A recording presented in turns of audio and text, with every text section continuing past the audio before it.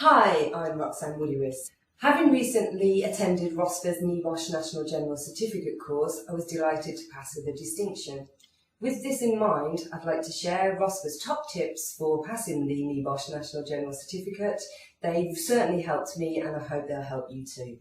You can also read exam tips in full on the ROSPA website or the affiliated blog, Safety Gone Sane. So, tip number 1, keep your eyes on the prize. Yes, it is a lot of work, and yes, on top of your work, but the reality is that these days the right qualifications are more important than ever.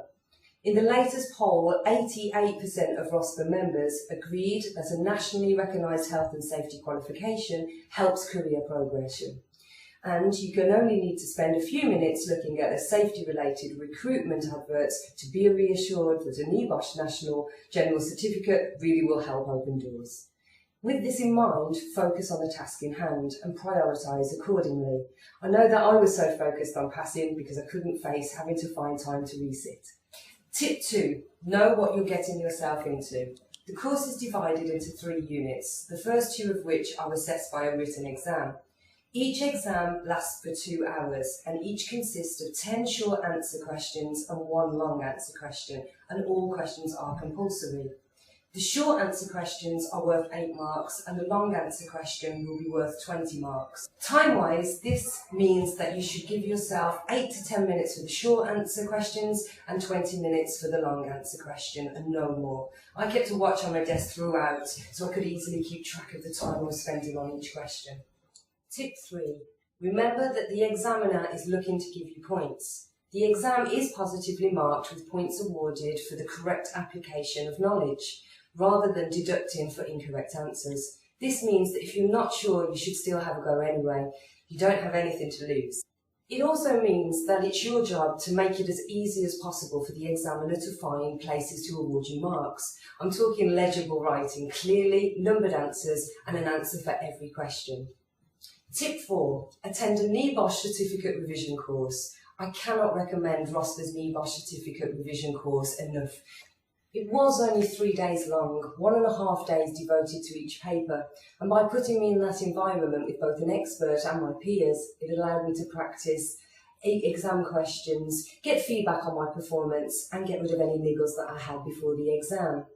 Most organisations, including ROSPA, will accept candidates on their revision courses even if they haven't studied with ROSPA, so it's definitely worth considering. Tip 5. When you're in the exam, answer the question that has been set and not the question that you'd like to answer. Comments such as some candidates fail to answer the question set and instead provide information that may be relevant to the topic but is irrelevant to the question and cannot therefore be awarded marks.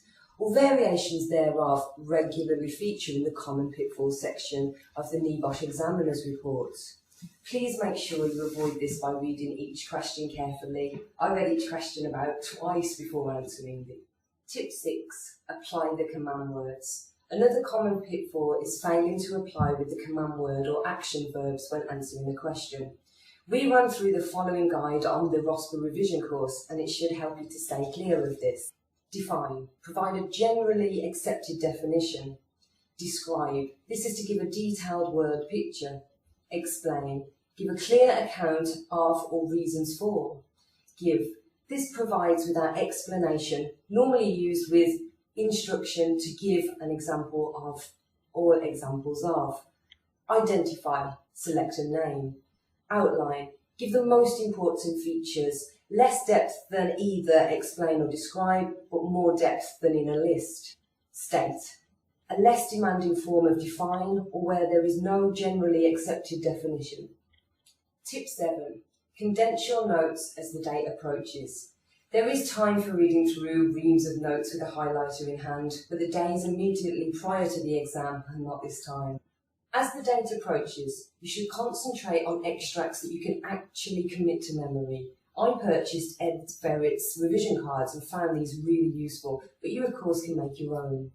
Tip 8. Revise the subjects that you like least. This was something that my tutor impressed upon me and that I really found useful.